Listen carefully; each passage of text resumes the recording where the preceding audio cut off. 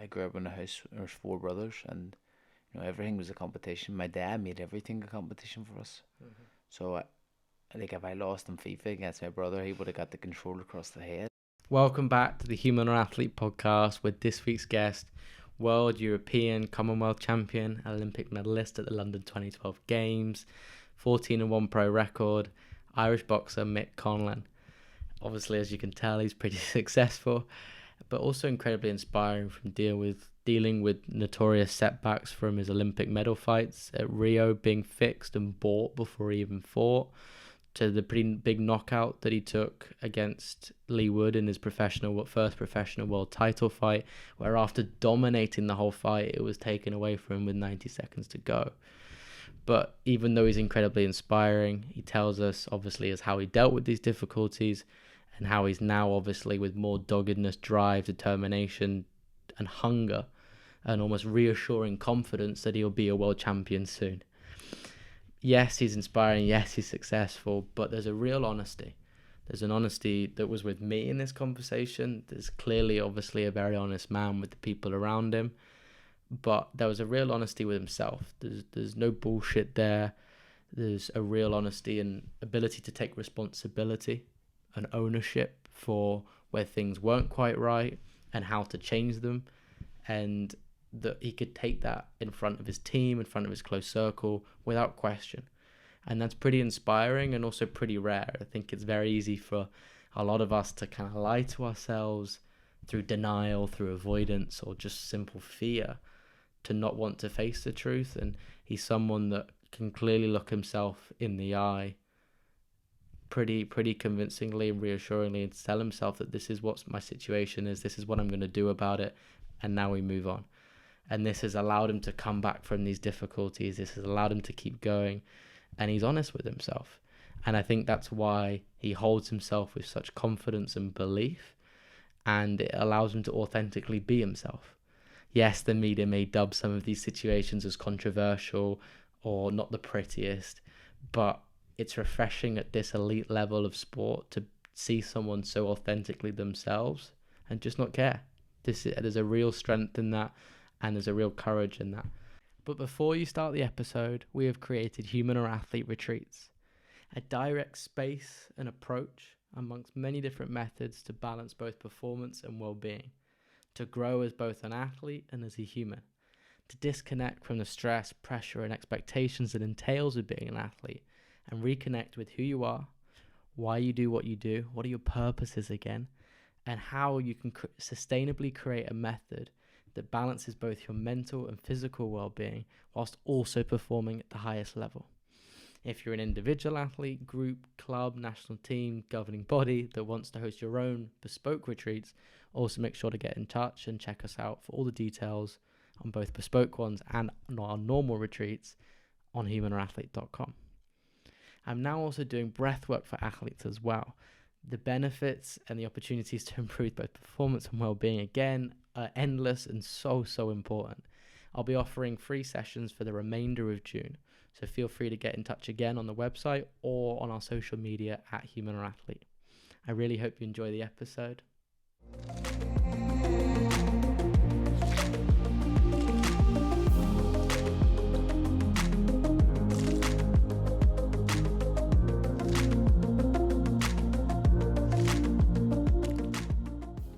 Let's dive right in. Talk to me about your relationship with the Olympics, starting as a dream through obviously the two times you went.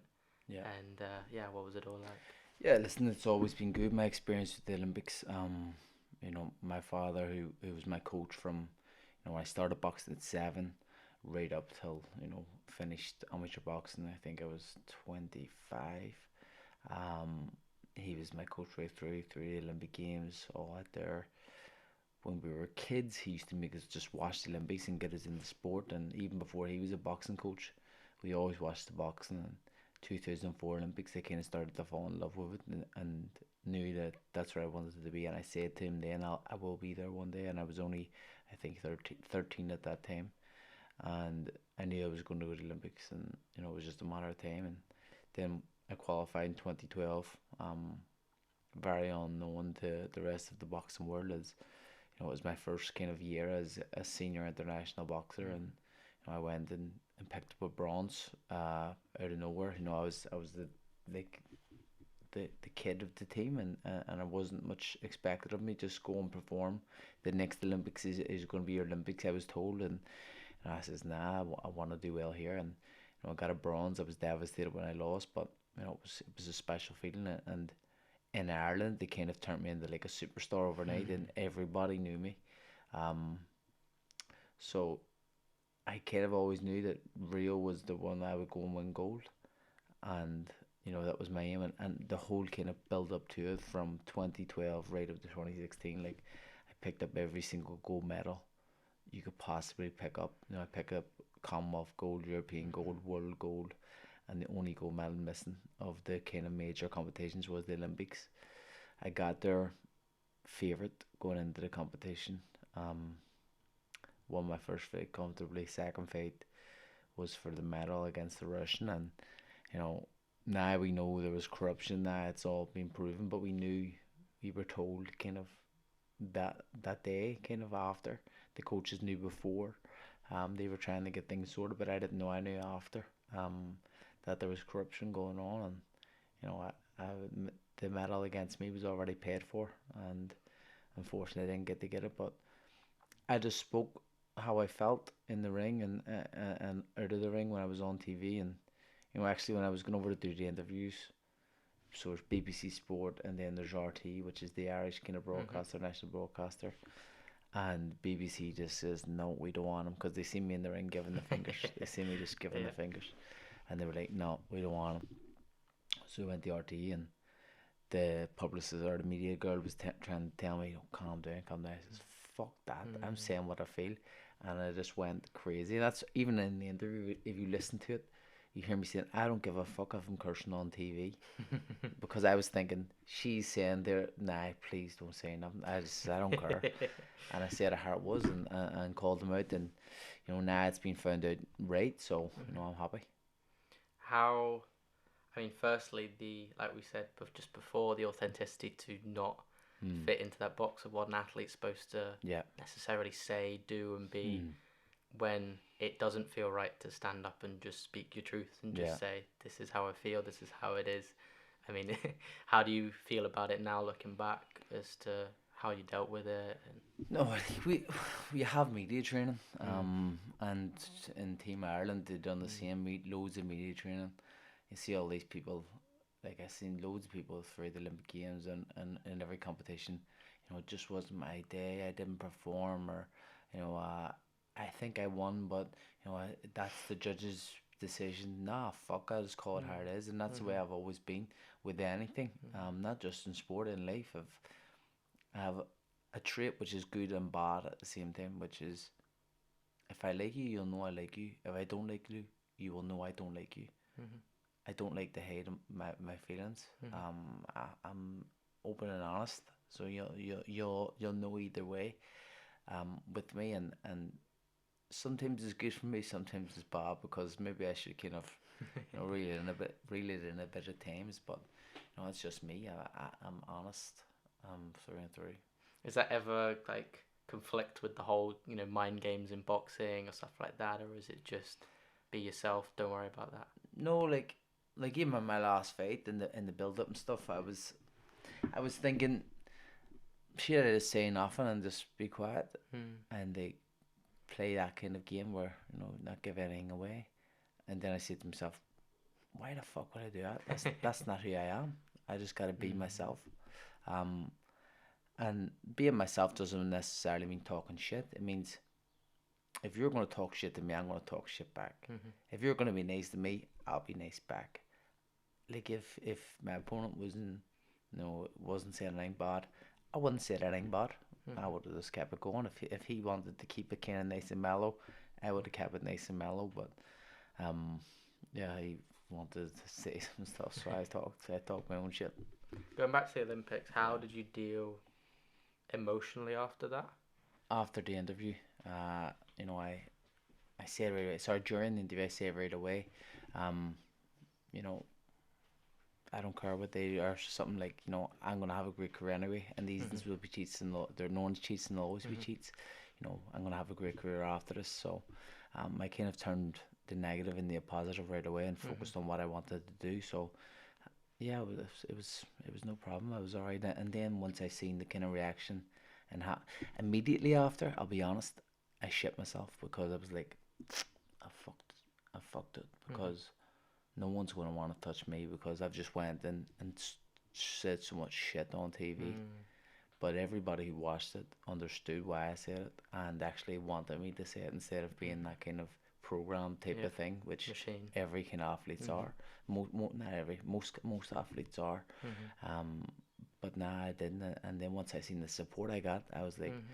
"Fuck it, that's good." I Mhm. didn't have any negative behind it. Plus, it got me kind of sent with Top Rank, who, in my opinion, are the biggest promotional company in the world. Mhm. Um, and got my name around there, and Madison Square Garden headlining on my debut. Yeah. Everything that kind of came off the back of that was good. Mhm. I think it shows the importance of like speaking your truth Mm. and just. I think you get these people, especially in fighting or even in football as well, who are way over the top, and it's kind of a bit fake to it, Mm. and it's obviously just to sell tickets or just to build a bigger image, and then you get the people who are so quiet, who I don't know, just play the robots, play the Mm. politeness, play the respect, and I think neither of them are necessarily real to the people, and Yeah. it's just masks or egos, and people either get attached to them a lot and lose Yeah. themselves in that process, and you can tell it's obvious when they're not being themselves or they sound like they're just reading off a script. Yeah. And so I think I've watched it back, and I was kind Mm. of like, there's a lot of honesty and realness in it, Mm. and I think that's different.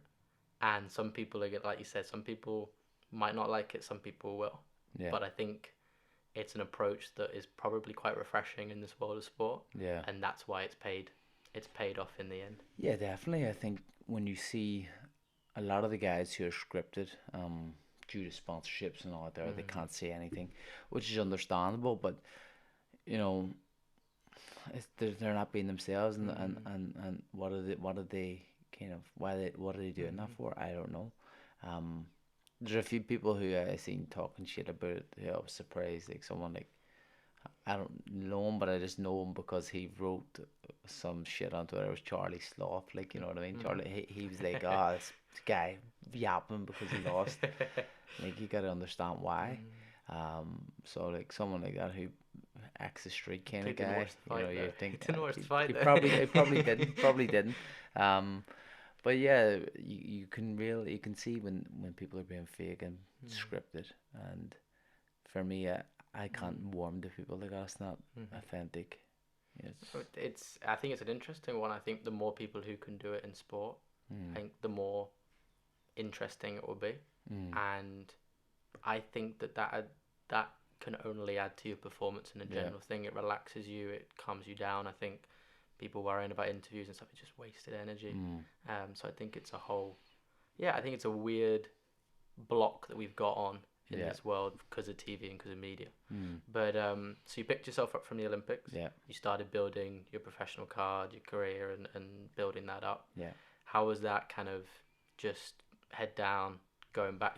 You've gone from kind of knowing you're the best in the world, amateur level, yeah, not like restarting, yeah. but you No, have it been is. that This is a it. different sport. A completely different sport. Listen, I come in, on a big, massive platform. With a lot of pressure on my shoulders with that. Like headlining my debut at Madison Square Garden, Mm-hmm. Conor McGregor walking me out, live all across America, all this year, everybody expecting you to be this kind of machine, and it was tough.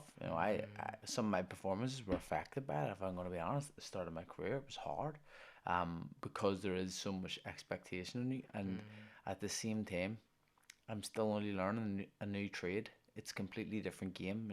How I kind of define boxing, amateur boxing and professional boxing, is one is, a sprint, and the other one's a marathon. They're Mm-hmm. both running, but are they the same sport? Mm. They're not. No. They're not. So that's how I look at boxing, amateur and professional. So that started my career. Obviously, I went to America. I moved to LA with my wife and my daughter. My son wasn't born yet. and we lived there for a year in Marina del Rey, which was lovely. And the training was brilliant. You know, I was training with the likes of, you know, Oscar Valdez, Jesse Magdaleno, and, you know, so much great sparring and stuff. Talk to me about the World Championship fight this year. Yeah. How was that in the build up, the pressure? What was that? You know, this is No, back listen. where you Yeah, it's meant to be. back where I'm meant to be. I loved it. I loved the build up. I loved the fight. Um, you know, I was fatigued at the end. I think that I maybe got too comfortable in there because it was at times it was too easy. I'll be honest, it was too easy. I was probably doing too much. The worst thing that probably happened to me is probably knocking him down in the first round as I tried to get him out. And one thing I'll give Leigh Wood respect for is his toughness and his resilience, because he showed that throughout the fight.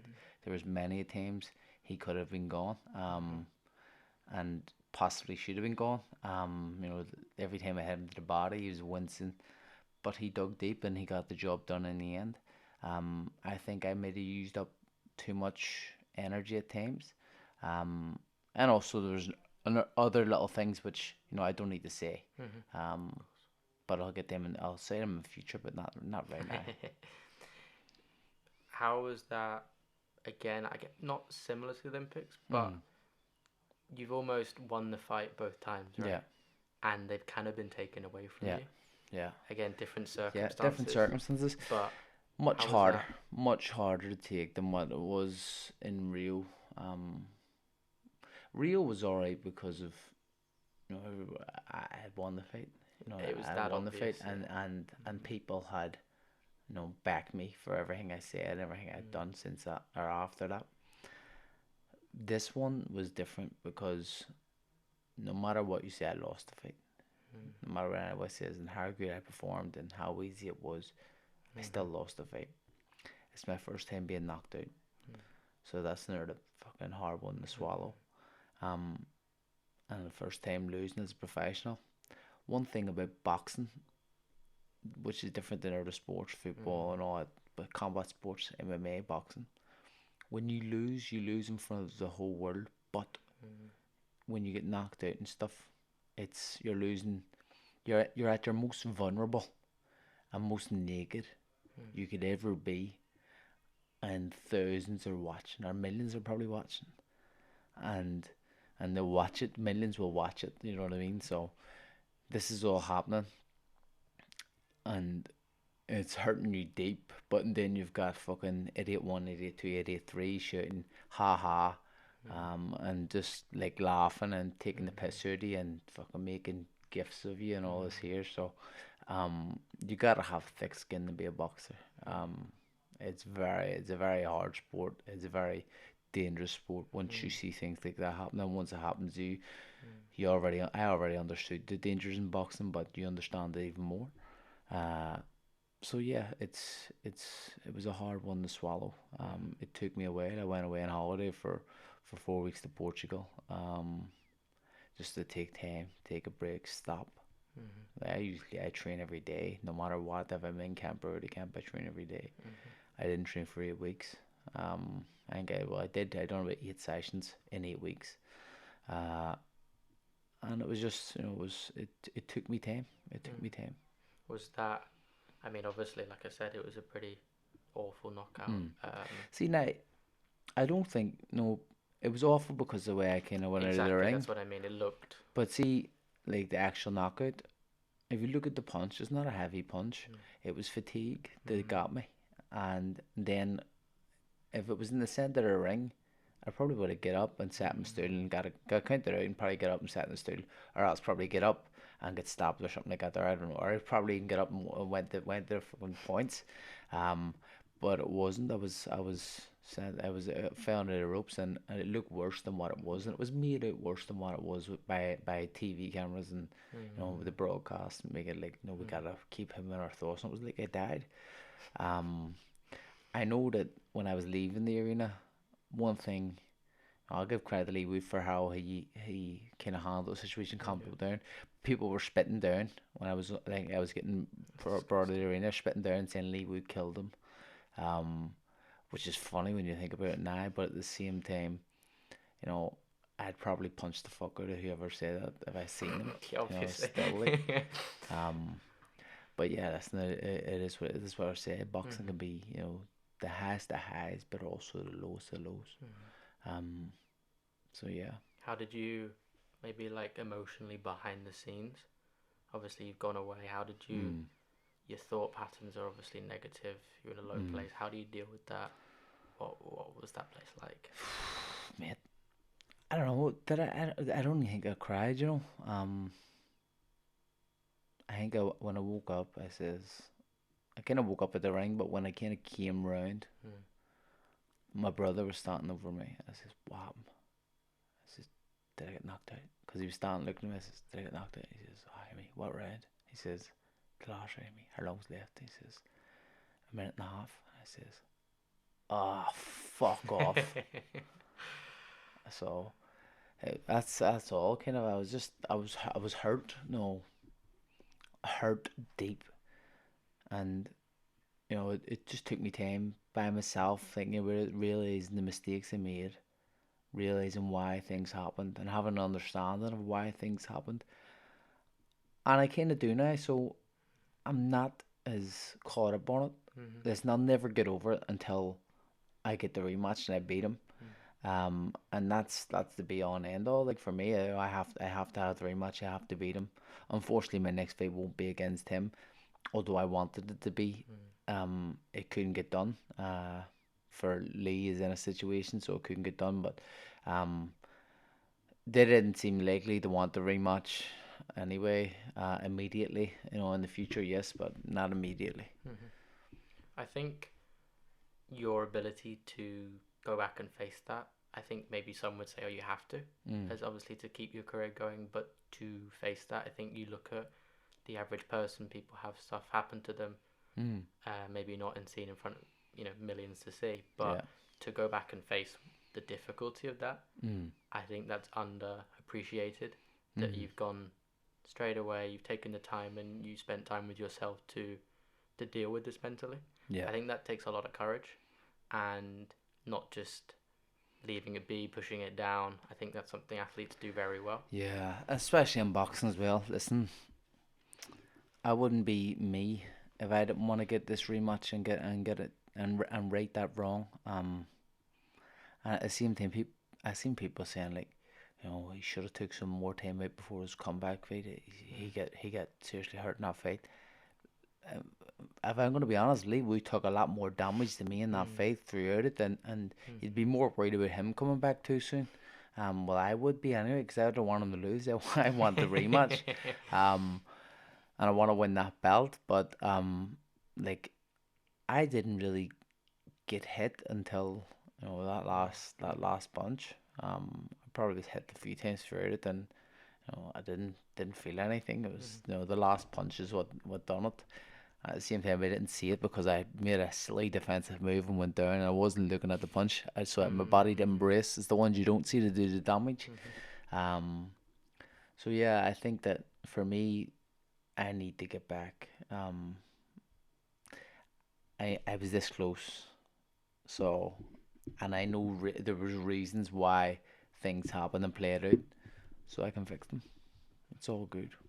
I think your mentality is a special one.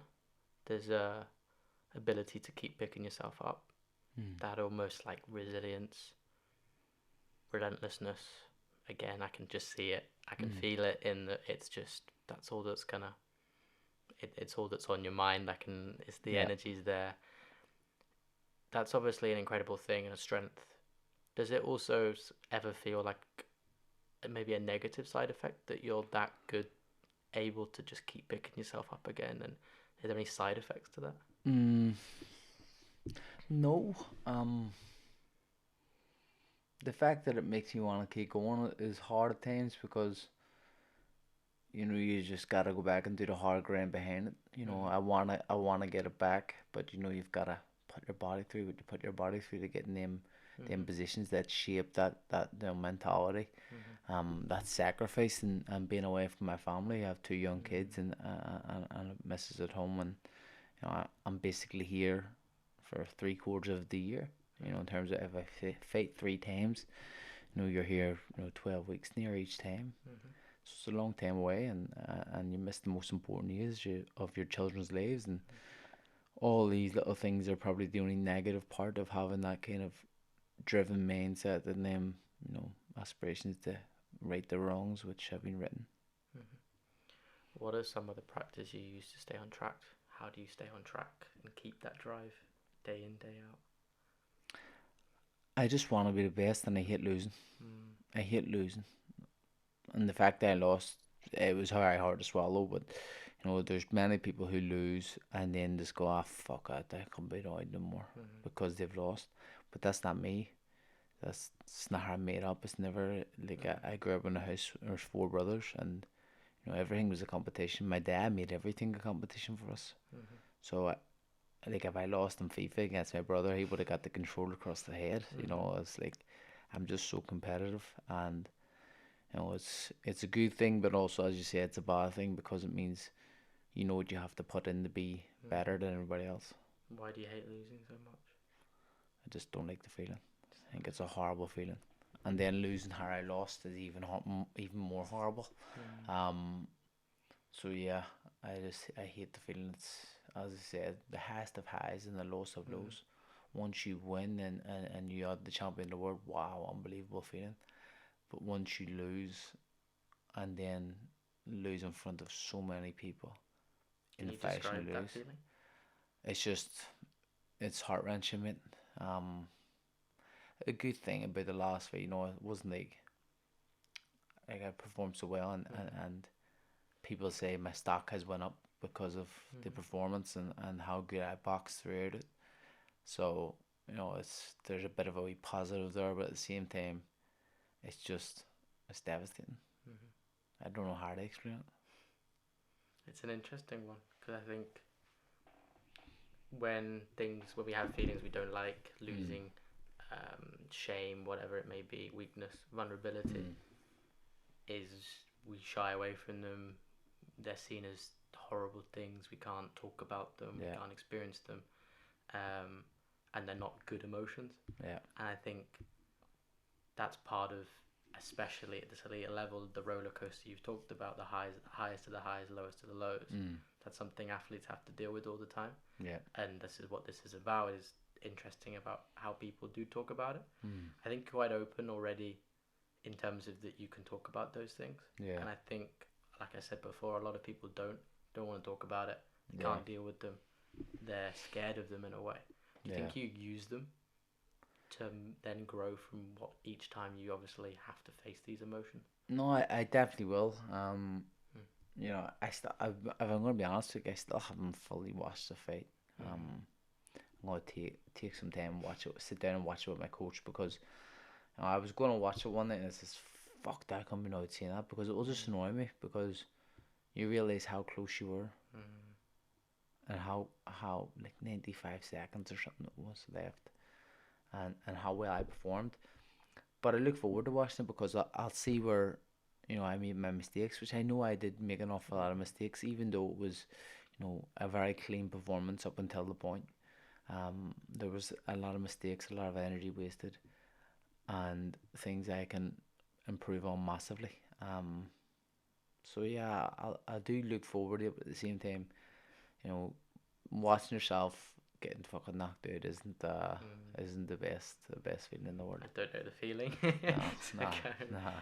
it's your ability to be very brutally honest with yourself is pretty special.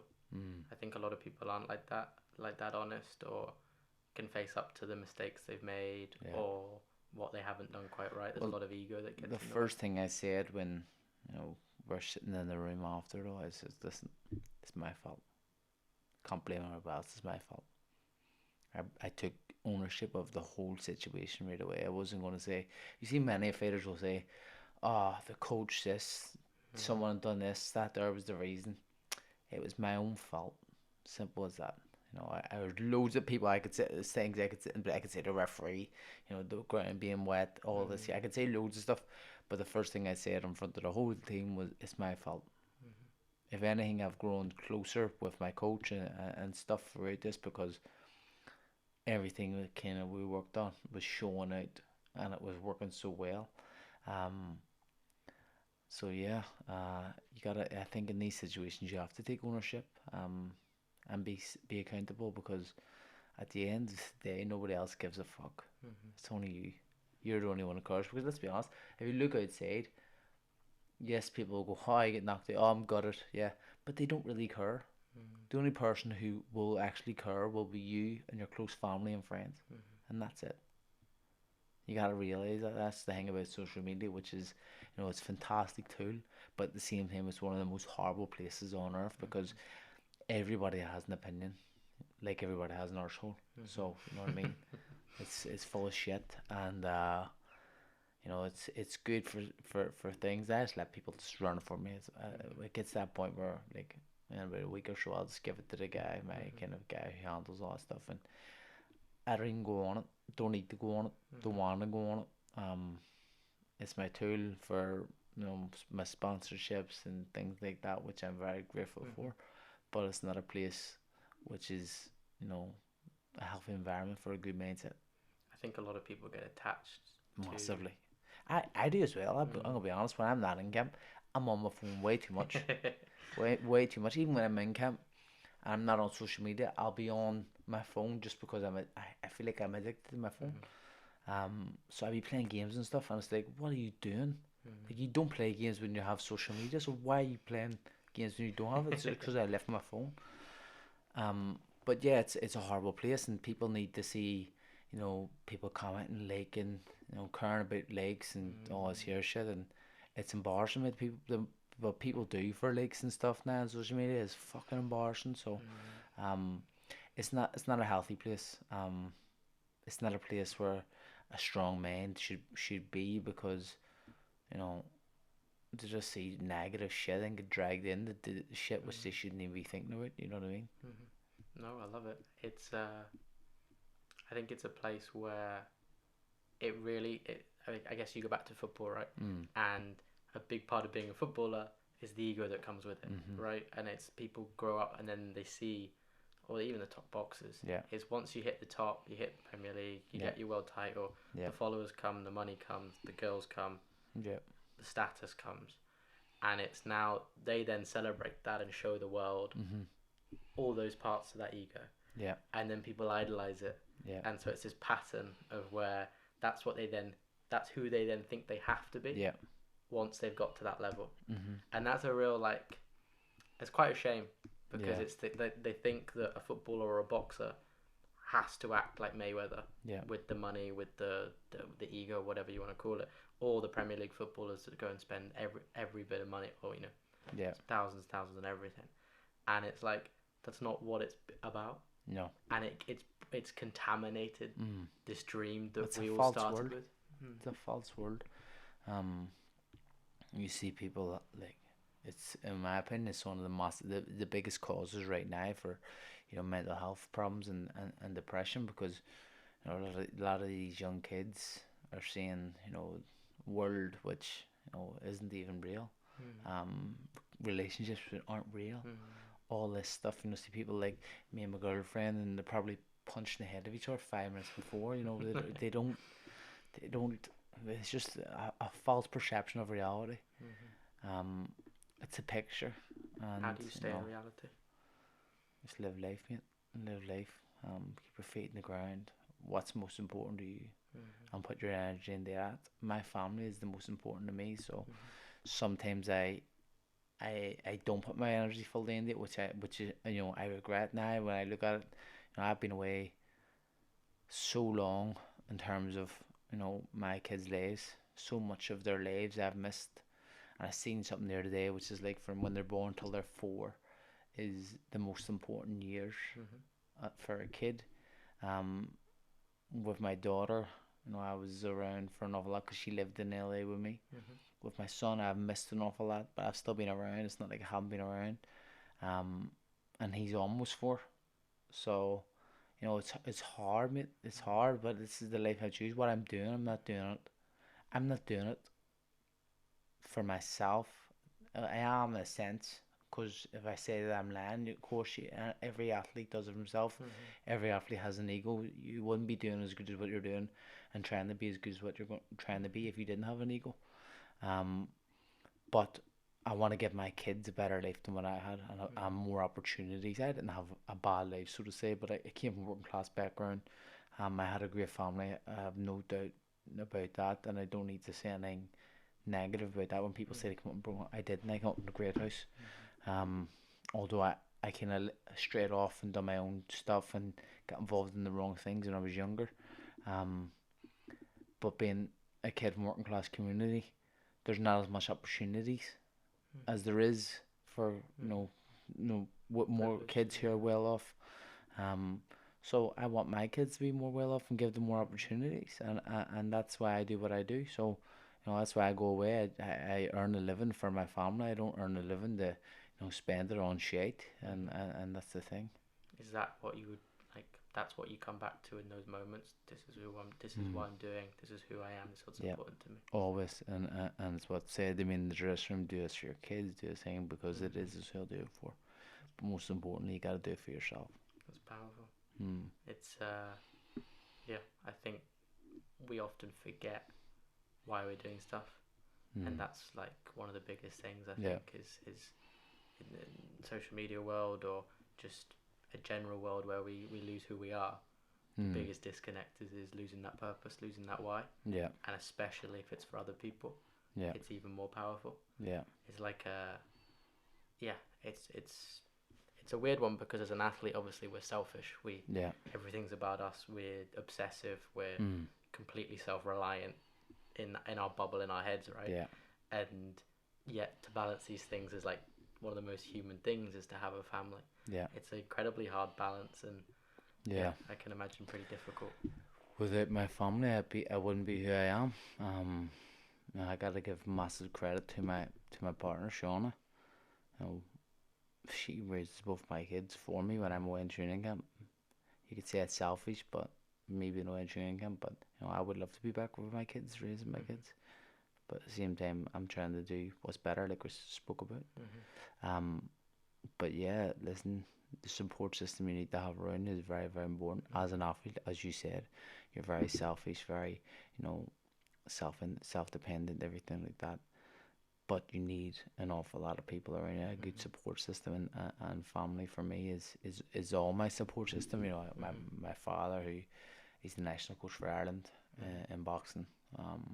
My mother, who sends me everything about positive mindsets and everything, has me reading The Secret since I've been like 16. So, and then my partner, my brothers, my brother Jamie, he's my manager, and I like to have people around me who I can trust, and they're all the people who will be honest with me, because in sport, not enough people are honest, especially in boxing as well. A lot of people will feed egos and do that shit, but like I'll spar and I'll get my spars recorded and I'll send them all to my dad or my brother. And if someone's saying, like someone watching it will say, "Oh, it was amazing," they'll probably tell me, "No, it was shit. This is the reason why. This is what you done wrong. This is what you done." So I need to have them, and they're my support system, and it's family. So that's me. Yeah. That's where I guess an important part of this podcast comes in is the balance between performance and well-being. Yeah. How important is that balance for you? It's massive. Like as I says, like from kind of the lockdown stuff, I used to like do training camp and then just stop training, and then when training camp started, start training. But since like when there was nothing after, when the lockdowns happened, there was nothing. There was no scheduled fights. I didn't have to worry about like making weight or anything like that or training. I just started to train. I liked training. I saw from this kind of first lockdown until that fight, I'd ran every day probably. I'd run. I just like to run. I enjoy running. Hard training. I could run forever. So, I just ran every day, and it helped me kind of stay fit, stay healthy, stay in shape, and balance that lifestyle. Could have something what I wanted, because and I'm just coming up, but still. I've done a wee bit of training. You have you give a wee bit to take a wee bit, so that's why I was playing it. And I think you just need a good balance, and I think I have that now. Would you agree, and maybe not again, would you agree that like well-being, how you feel, let's say like a happy boxer is a successful boxer? Oh, 100%. Mm-hmm. I think when you live in that mindset of being deprived of good things and food and all out there, and it's not healthy in the long run. You know, may not it may not affect you in sport, but in the long run, it's not going to be good for your mind Mm-hmm. and your body. At what cost, right? Yeah, at what cost are you really going to start doing all that stuff? So I know one thing I am is I'd say I'm a realist. Like I know that boxing is a very short career. Mm-hmm. You know, I'll be finished this sport in the next 2 years, Mm-hmm. and I understand that. So I think you gotta have a bit of realization Mm-hmm. and see where life is gonna go, and just make the correct moves. With that, then would you agree with the idea that happiness, what comes first, Mm. happiness or growth? I think it depends where you're at. Mm. It depends where you're at Where are you at right now? in the me. Listen, I still want to be world champion, so Mm-hmm. I'll give everything I can to get that. So growth at the minute for me, but also in that growth there is happiness. It's not like I'm just going Mm-hmm. and fucking killing myself. I'm training really hard, yes, but I'm enjoying what I'm doing. Mm-hmm. I know that it's not forever, Mm-hmm. and when you have that kind of thought in your head, well, maybe listen, you gotta start enjoying it Mm-hmm. because once it stops, I understand that once it stops, it'll be the thing where you'll be like, fuck, I would love to do that Mm-hmm. again. And that's why people could draw back into Mm-hmm. boxing. So you just gotta enjoy it where you are. Have you been able to like do that throughout? No, Oh. no, I'll be honest. Like the first, first year, first 2 years, I was just right. Let's get this fight over so we can get the next one. Let's get this fight over so we get the next one. And that's where performance and all that weren't nowhere near as good Mm-hmm. as what they could have been or should have been. I was always just wishing every fucking fight away so the next one would be there. Like Mm-hmm. before fights, I was saying, I wish I could just go to sleep, wake up tomorrow, and this is all over, and I've won, and we're on to the next one. Would you? I think I heard something the other day. I don't know. There was someone who would. I think it was if you were to given, let's say, here's the win, here's Mm. the money, but you don't have to fight. Mm. Would you have taken it? Fuck, I don't know. That's a good question. Um, one thing is saying yes because you take less damage, you take less risks with your life. Another part of me is saying no because you enjoy it when you're in there. It's what you do, isn't it? It's what I've always done. Mm-hmm. Um, but nah, listen, if you said to me right now, for the rest of your career, listen, you have X amount, X amount, X amount for these fights, but you actually don't got to fight. They've just won them already. Here's the money. I'd say, sweet, see you later, mate. Like someone said to me, like people do say, But what if it was a world title fight? nah, you want to fight, you want to Mm-hmm. experience, you want to do it, don't you? Mm-hmm. But people say to me, like, see if you won the lottery right now, would you still box? No, be honest. No, I don't need a box. What Not happened? even for a world title. I'm a millionaire. Don't need the box. I box because I know I'm good at it, Mm-hmm. and I know I can make a good life for myself from it. Um, Winning world titles and creating legacy is fantastic, long way. And I suppose you know, it's a hard one. But if you had to put a gun to my head, I would say nah, I wouldn't. Mm-hmm. No, if I hadn't the need to box, I wouldn't do it. I think that question says a lot as to where people are at in terms of Mm. would you play like, and I think I can't remember who said it, but it's like it makes you think in those big fights or those big moments or Mm. whatever it be for an athlete. It's yeah, how much do you enjoy what you do in those moments? Oh, listen, That's the thing. It's like I enjoy it. yeah. I enjoy it. I enjoy being in the ring, and I'm fucking good at it. I know I Mm-hmm. am.